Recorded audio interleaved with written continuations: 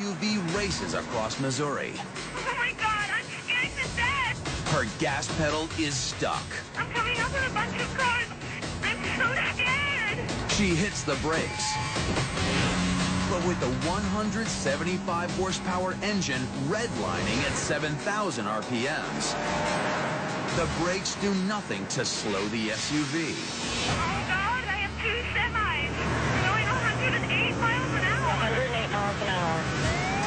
Police converge, hoping to warn other drivers ahead.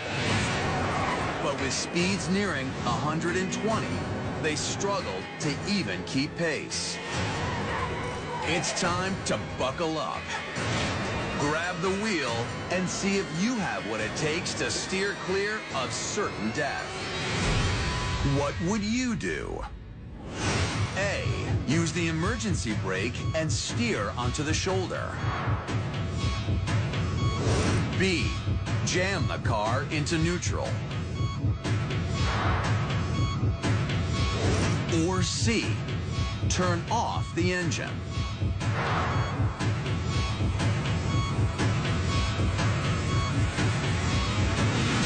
Here's what you should consider. Your gas is stuck. Your brake pedal is useless. And you're screaming down the highway at 120 miles per hour. That's like falling toward the earth at terminal velocity. At this breakneck speed, every 1.7 seconds, you're covering the length of an entire football field. If the highway was clear, you might have a chance. But with rush hour approaching, the traffic ahead will only get worse. Make your choice. So, what would you do? With your accelerator stuck and your brake pedal useless, you might choose to engage the emergency brake and steer onto the shoulder to slow your momentum. Engaging the e-brake at normal speeds can make the rear wheels lock up, sending a driver into a dangerous fishtail. And you're going over 110. Even if you manage to maintain control, trying to use the rough terrain of the shoulder will only make a bad problem worse.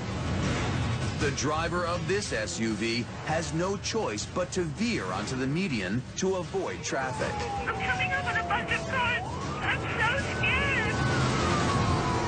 She's lucky, very lucky, because loose gravel and uneven surfaces frequently cause drivers to lose control and fly into a death roll. So if you chose to use the emergency brake and steer onto the shoulder, you've made a deadly mistake.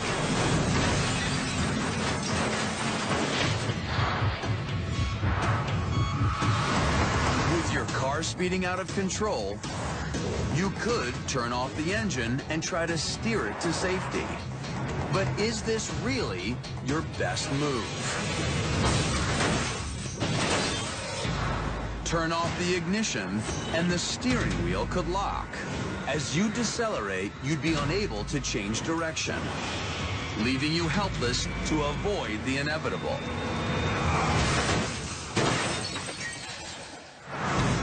If you chose to turn off your engine, you'd be locking in your fate.